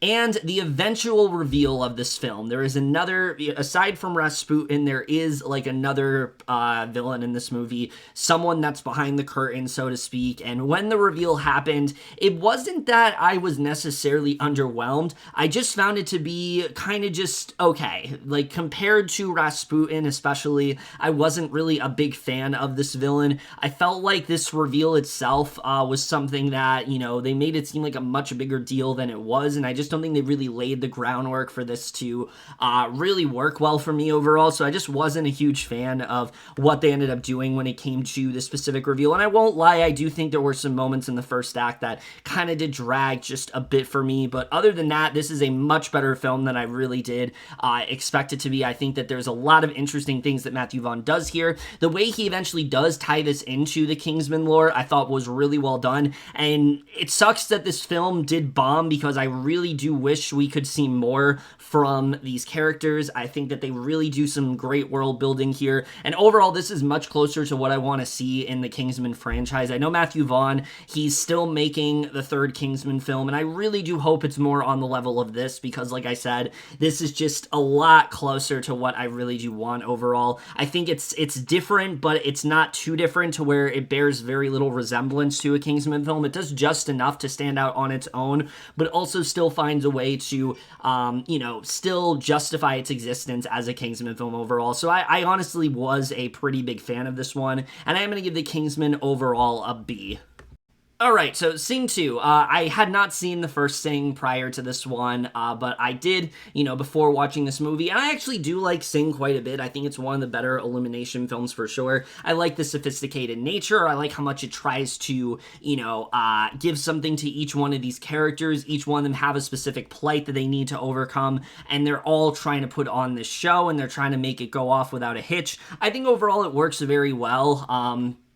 As a movie. When it comes to the sequel, though, I didn't really know how I was going to feel about this. I didn't really know if it was all that necessary, but I have to say I was honestly very much won over by this film. Now, it's not perfect, I will definitely say that, but I think what works really well about Sing 2 is just how inspiring it is. This film really does play into the idea of doing everything you can to achieve your dream, even if it's not necessarily the most ethical thing to do, even if you have to cheat to get there. You know, this film really does a great job of pushing that narrative, and I think that's something that they did a really good job with here. All of the acting is very strong in this film. Matthew McConaughey, Scarlett Johansson, you know, Reese Witherspoon, Nick Kroll, all are great in this movie. They were very good in that first one. Taron Egerton is fantastic here as well. But I really do like a lot of the new characters in this movie as well. I think Bobby Cannavale, yes, he's a bit one note. He can be a bit mustache twirling, but I think he does a good job of playing this executive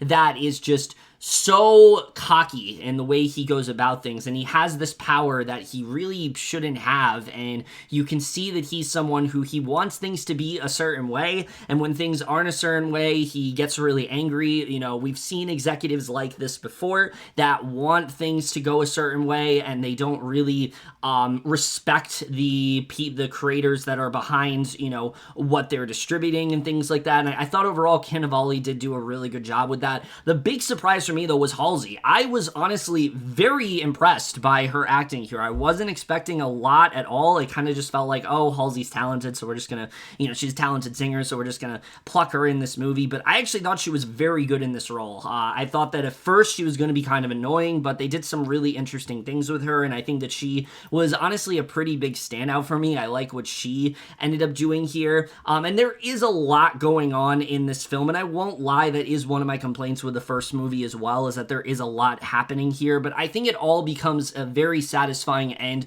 when we get to the third act. The last like 40 minutes of this movie are incredible. It's very satisfying. There's some really good ends to these characters, and I really do like what they ended up doing them. Each one of these characters is kind of going through some sort of, again, different kind of plight in this movie, and I thought they overall did do a really good job with them. Even Bono in this film, I didn't know what to expect from him either, but Bono can act. Bono can act. Who knew? And he's honestly very good in this movie. I really did enjoy him a lot. He's kind of the heart and soul of the entire film.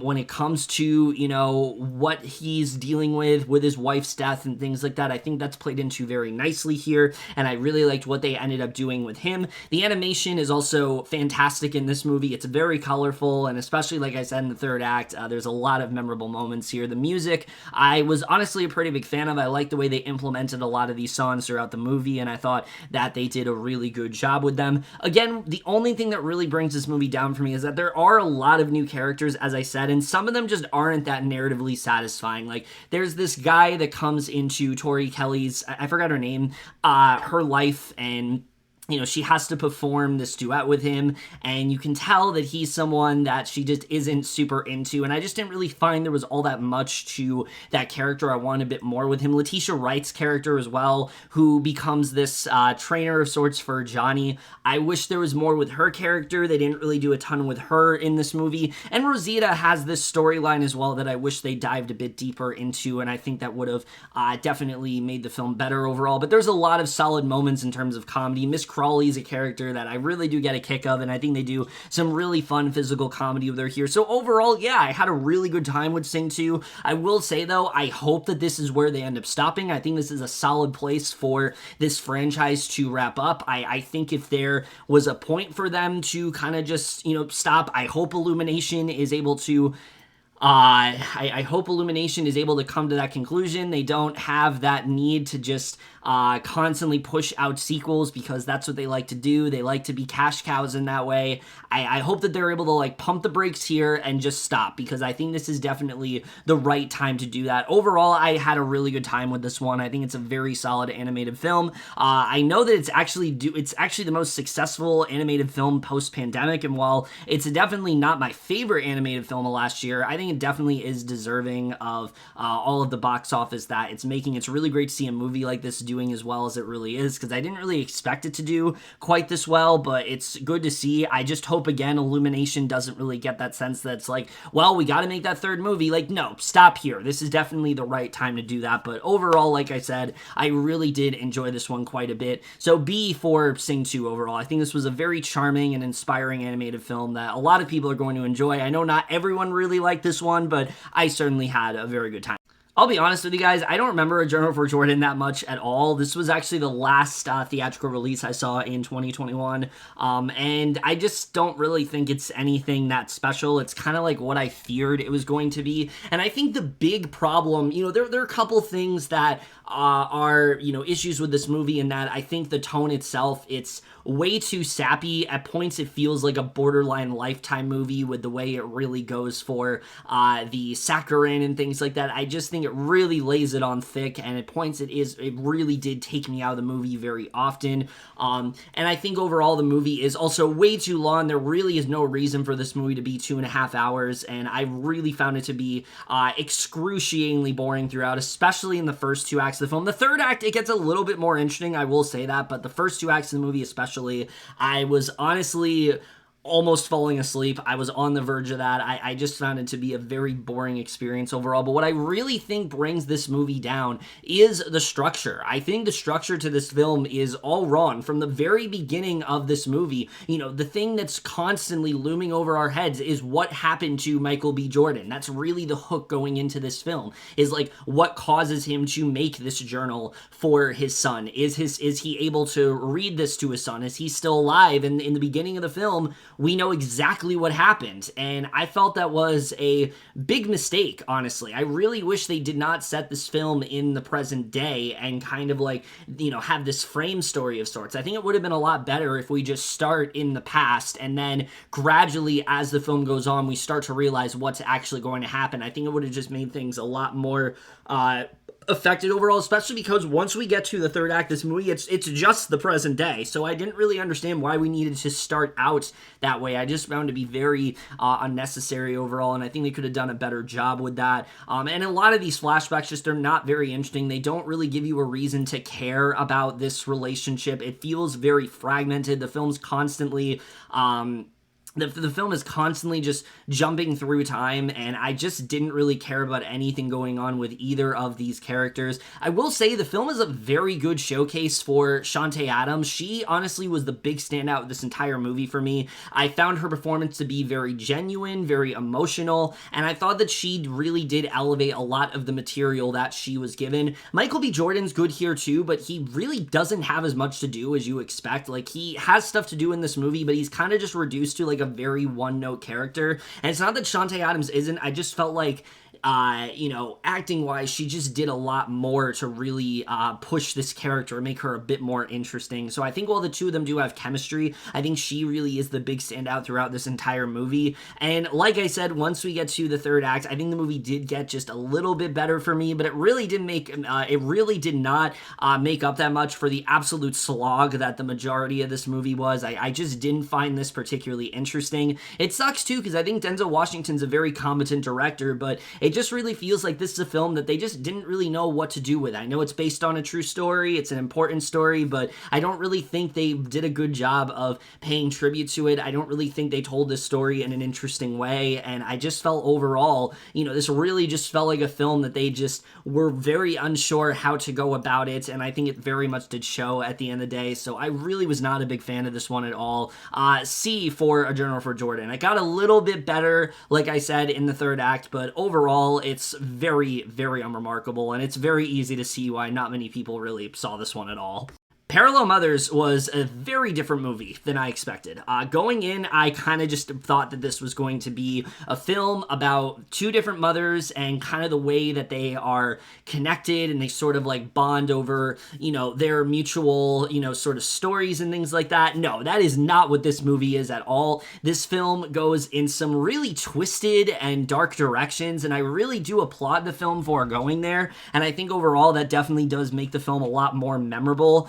And I think that was something I really did appreciate. It's much more a movie about these two mothers and how they really are connected to each other for life, and I think that's something that the film does do a really great job with. And the acting is also fantastic here. Penelope Cruz gives maybe the best performance I've ever seen from her. I really did love her performance in this movie. There's a lot that is required out of her in this film, and virtually every single beat she nails, and it's very easy to see why some people are saying that she could very well get an Oscar nomination here. I think it definitely is deserving, and I really liked what she ended up doing here. She gives a really strong performance, but Melina Smith, I thought also very much did hold her own in this movie. I haven't really seen her before, obviously, but she really does do a good job when it comes to this character and what she has been through. I think the bond between these two, you really do latch onto it. It's easily one of the best parts of this entire movie, and I think it really is like the glue that holds this entire film together. And the directing in this movie, I think is very interesting as well. The movie really does get a lot more interesting as it goes along, and it goes in some really interesting places, and I really did like that about this film. Pedro Almodovar, once again, really just proves how interesting of a director he can be, the way that he ends up telling stories and constructs narratives. He has a very specific way of going about it, and I think he does do a very good job with that in this film. The movie is both very melancholy, but also very dramatic, and I think that he represents both of those things very well in this film. That being said, it's not perfect. There definitely are some things that bring this movie down. First of all, there's a lot going on in this movie aside from the main plot, and I just didn't feel all of it was narratively earned. There's a whole other section of this film that's dedicated to Penelope Cruz's father and sort of like honoring his memorial, and it's not that I didn't enjoy that part of the movie because I understood why it meant something to her. I just felt overall it didn't really dive as deep deep into it as I would have wanted to, but I did appreciate the political directions that this movie went into. That's not something that I was truly expecting, and I really did appreciate that about this film. I do think also there's some characters that really do get the short end of the stick here. Melina Smith's mother, we focus a little bit on her and how she's kind of not present in her life, and we can see why that's really troubling her, but I think it was kind of done in a surface level manner. I would have liked to dive a bit deeper into it. And my only other real issue with this movie is I really don't like the score to this film at all. There's a lot of revelations that happen in this film, and the way that the movie goes about it in terms of the score, it feels like a soap opera, and it really did take me out of the movie. I felt like the film needed a much different score because it very often felt like they were trying to overcompensate when, on its own, these revelations are very shocking. They make a lot of sense in the context of the film, and I just felt they were really overdoing it in terms of some of the dramatic parts of this movie, and I just felt that the score here was just really not great at all. I was not a huge fan of it, but the cinematography, it's very glossy. It's a film that is very eye-catching in that way. You really can't take your eyes off of what's going on here, and like I said, I really do like what this movie has to say about motherhood and what really binds us together and how it really does change us for the better, but also, you know, gets us to explore different sides of ourselves. I like, you know, where they end up going with these two characters. There is one direction they take with them that felt a little random to me, and they kind of just drop it, and I didn't really understand why the movie went to that specific place because it just didn't really feel all that earned, and if they were going to do that, I think they should have expanded upon it a little bit more, but they really didn't at all. But other than that, I definitely really did enjoy this film. I think it's definitely worth the majority of the praise it's gotten. It's not quite as good as Almodovar's previous film, Pain and Glory. I think that movie is a lot better overall. It's a little bit more coherent. It's just a little bit better in terms of tone. This film is kind of all over the place in terms of tone, but I think it's well anchored by its two leads. I think the story itself is interesting enough to where I was a pretty big fan of this one by the end of it. Wasn't a huge fan of some of the more soap opera-ish type, tonalities that this film has, but when it works, it really does work well, and I think the ending especially is very satisfying overall, so I was a pretty big fan of this one, and I'm going to give Parallel Mothers a B. Alright, so The Tragedy of Macbeth, right off the bat, I was very delighted to get to see this one in theaters. I thought I was going to have to wait until Apple TV Plus to see this one, but thankfully there was a theater near me that was showing this film, and I will definitely say, if you can see this movie in theaters, I highly recommend. I don't know if there are theaters still playing this film, but if there is, I think it's definitely worth your time, because the one thing that really does work about this film is that it does very much feel like you are seeing a play in that way. It's actually a lot more simplistic and faithful of an adaptation of Macbeth than I was expecting. It doesn't really take that many liberties at all, but that being said, it's still a really well done in that way. I think especially technical wise, I mean, this film is just absolutely flawless. I love that they shot the majority of this film just on like basic sound stages because it really does bring out the scenery a lot here. I think the simplicity, it works really well in this movie. It creates this like sort of darker sort of feel to the film, and I thought they did a really good job when it came to that. The score is really interesting. You know in the movie you've heard these like motifs with like these sounds like the dripping of water or something like that, and they kind of become a part of the score, and I'm happy to say that that's the same in this movie. I really liked the non-diegetic feel that they ended up doing with that. I thought it worked I really liked what they ended up doing with that. It made the film that much more intense. It gave it this sort of eerie sort of feeling, and I really did enjoy the score in this movie a lot. I think that's definitely one of the best parts of this film overall, and the performances, I mean, are just out of this world. Denzel Washington is perfectly cast as Macbeth here. He does a really great job, I think, in showing how this character is someone that is very reluctant with what he wants to do, but also really transforming into this borderline psychopath who is just constantly asking, he's never satisfied, he constantly wants more in that way, and I think he does a really great job. There's one monologue he has especially that just really reminds us how great of an actor Washington is. And we already know how good he is, but I feel like he's one of those actors where, like, whenever he's in a movie, he reminds us why he is one of the best working today. And I really love what he ended up doing here. Frances McDormand gives a much more subtler performance than I was expecting as Lady Macbeth. I think she takes Lady Macbeth into some very interesting directions. This is a character that usually is, like, completely unsympathetic and is kind of just, like, concocting everything, and you don't really feel for her because you know she's, like, the real villain, but they give her a little bit more vulnerability in this movie, and I thought it worked really well, and McDormand played into it very nicely here. She probably has one of the most heartbreaking scenes of the entire film, if not the most heartbreaking, and I thought McDormand just really did a great job when it came to playing this character overall. But I gotta say, all of the acting is very strong here. Someone that I don't think is getting enough credit in this movie, and that I definitely wish was getting a little bit more credit here, is Catherine Hunter. She's playing all three witches in this movie, and that is not an easy task at all. She has to play three characters, and she absolutely transforms into this role. This very sort of cryptic delivery that she ends up having. It's like, it's so good. She understands these witches so well. She understands the menacing nature of them, and again, I think just overall just really did an amazing job playing these characters.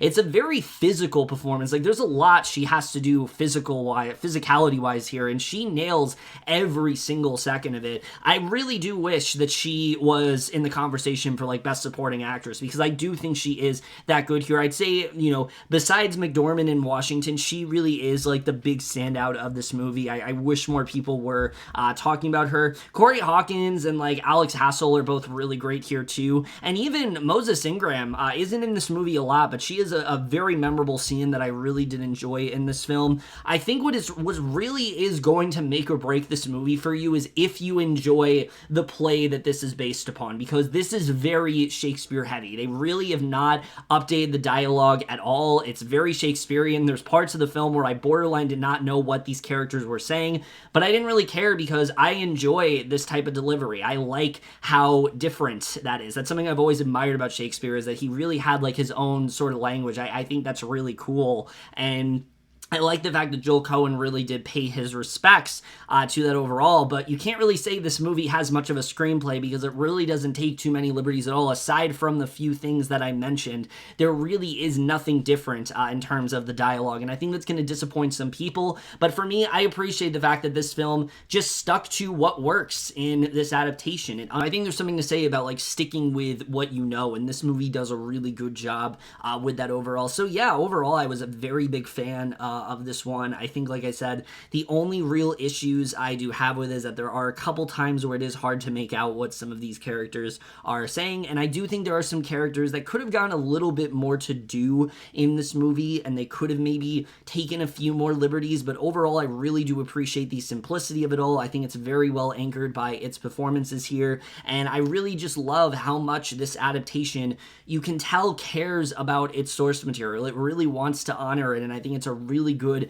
love letter to Shakespeare fans in that way. And like I said, I think, you know, technical wise especially, this film is really just going to blow you away, and definitely I think is a really interesting directorial debut for Joel Coen. I don't really know where he goes from here, to be honest with you, but I'm very excited to see what he does end up doing moving forward, because I think he has a very specific directorial flair to him that we don't normally see when he's with his brother. He does something different here entirely, and I think it is very successful in that way. So overall, I was a very big fan of this one. A- for The Tragic Macbeth. I know, like I said, some people were a little bit let down by how straightforward an adaptation this was, but it really did work well for me overall, and I very much do recommend this one, whether it's on Apple TV Plus or in theaters. I think it is very much a must-see for sure.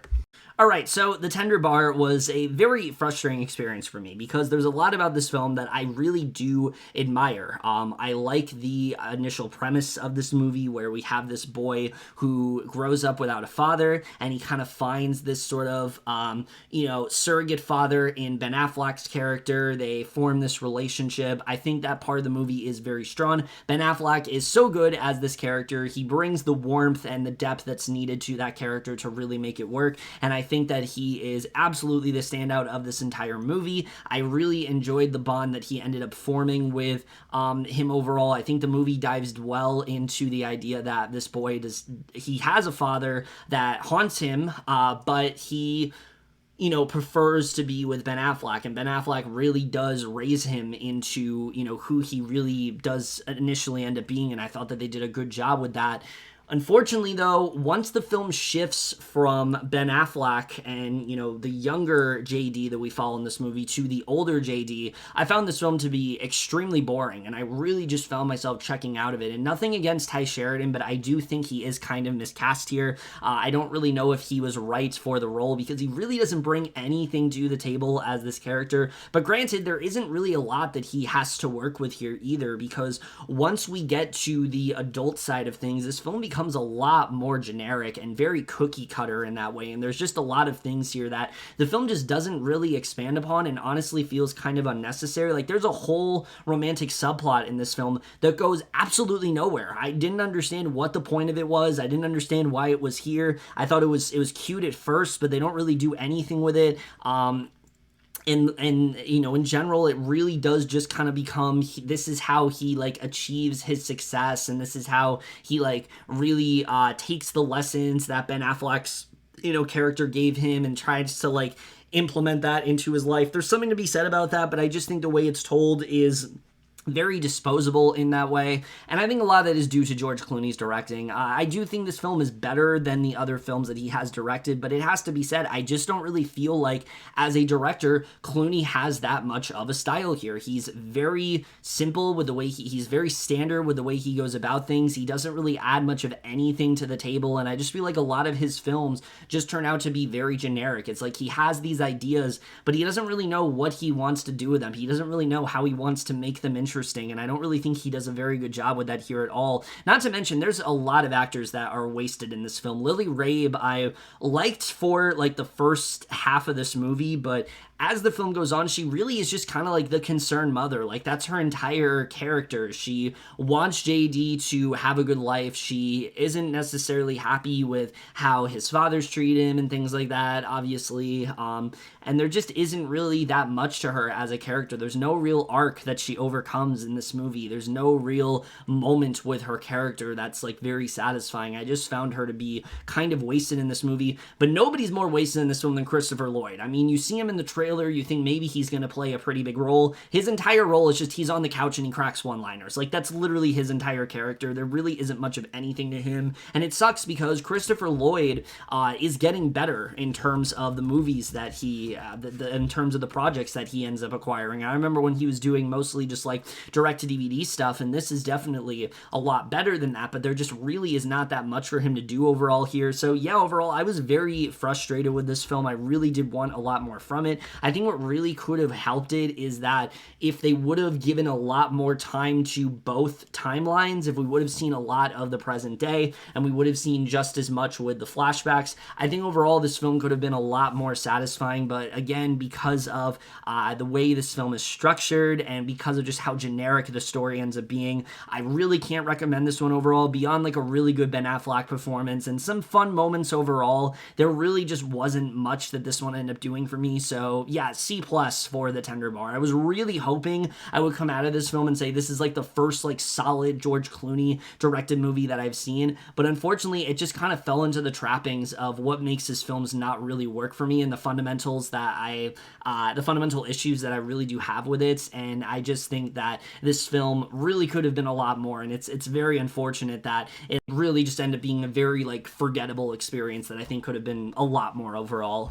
And the last movie we're talking about here is The Lost Daughter. And this is another one that I really did want to do a full review for, but unfortunately I just did not have the time to do so. And I really do love this movie a lot. I think right off the bat, what I really do like about it is it tells the story of motherhood, but in a much different way than you're used to. Most of the time when you're focusing on motherhood, it's a very glamorous and very positive experience, really shows how much, this character wants to be a mother and how she is, changed by her children, how much she cares about her children. But this character is very different from that. This film really portrays the negative side of things and how stressful and how much of a burden motherhood can really be on someone, because Olivia Colman's character is someone who has a lot that she wants to accomplish as a character. She has a lot of dreams that she wants to achieve. She is this teacher of sorts and things like that, but most of the time she has to put a lot of that on hold because of her children, and I think the movie dives into that really nicely. I really liked what they ended up doing when it came to her character.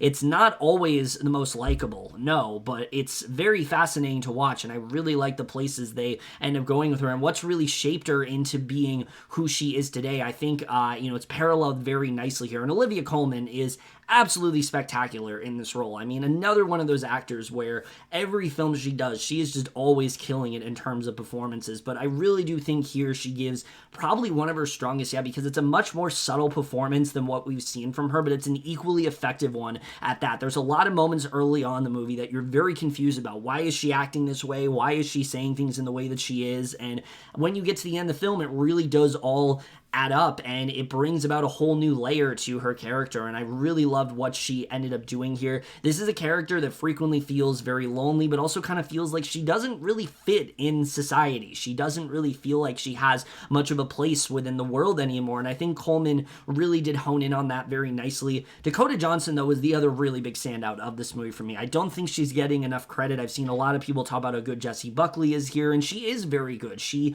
represents a different side of this character that we don't really see anymore, and eventually, showing us how that character becomes the Olivia Colman, it becomes who she is in the present day. I thought that she dived into that very nicely here, but Dakota Johnson, I thought, did a really good job of playing a mother who seemingly is very different from Olivia Colman. She seems to be, a lot more dedicated to her children. She seems to enjoy a lot of the things that she's getting herself involved in, but as the film goes on and we start to peel back the layers, we start to realize the similarities between these two, and I thought that she overall did a really great job of that. Dakota Johnson's really just knocking it out of the park recently, and I'm very excited to see her upcoming projects like Cha Cha Real Smooth and Am I Okay? Unfortunately, I didn't see either of those at Sundance, but I'm just really happy with with the career that she's been having recently. I think her career really did turn around after Bad Times at the El Royale, and she really has just kind of been on an upswing since then, so it's really great to see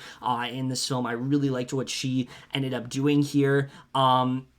And there's a lot of intrigue going on in this movie. You really just feel like we are building up to something. We don't really know what that something is really going to be about. When it comes to the title of The Lost Daughter, it brings about a whole bunch of different meanings, and that's something that I really did appreciate. But I also really do like Maggie Gyllenhaal's directing in this movie. She has a very interesting sort of vision that adds this darker layer to the film. The entire film has this very melancholy feel to it, and I think this is a very ambitious directorial debut. This is not the kind of film that I feel like a lot of people would want to do as their first movie, but I really do applaud the fact that Maggie Gyllenhaal went for it. She decided that this is the kind of film that she did want to take on, and I think that she overall does do a really strong job with that overall, and I really did like what she ended up providing in this movie. I think her directing here was just very well done, and like I said, what this movie has to say about motherhood, I think is very interesting. I don't think everyone's going to be able to get on the same wavelength with it,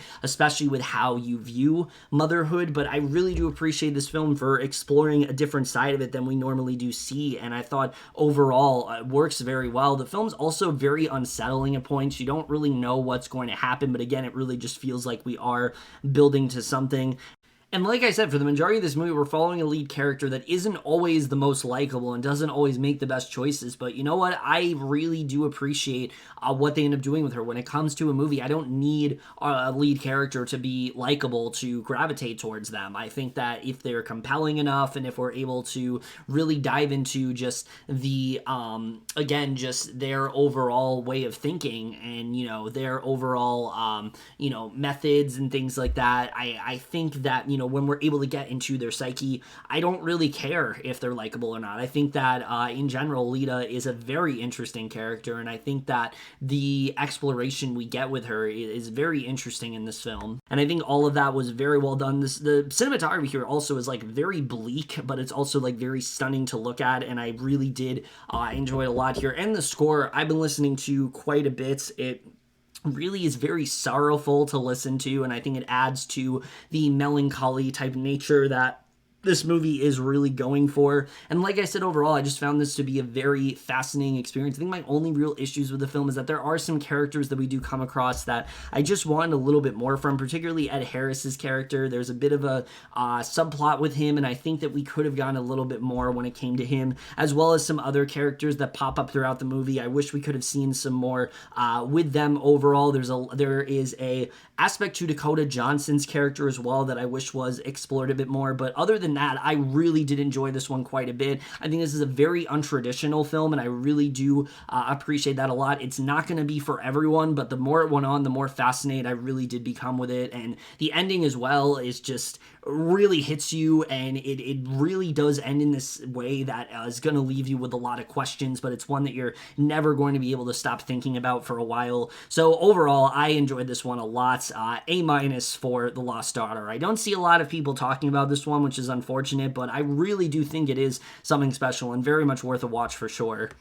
And with that, guys, that's it. Those are all the movies that I am talking about for this month. Like I said, I know there was a lot more to discuss than usual, but December usually is a very busy month, so this really shouldn't be that much of a shock that I had so many movies to talk about. But as always, guys, comment down below, let me know what you guys think of any of these movies that I did discuss. Would love to hear your thoughts on all of them. I do hope to get my best and worst list done very soon. I know it's taken me a long time, but I'm really trying to see as many as I can. That month when I was, as I said before, that month when I was in Canada, I just was not as focused on things as I should have been, and so it did take me a while, and it put some things on hold, but I'm definitely going to get that stuff out very soon. But that's it for this video. Hope you guys enjoyed it. We'll see you guys in my next video, and we'll see you guys for that. Okay, bye.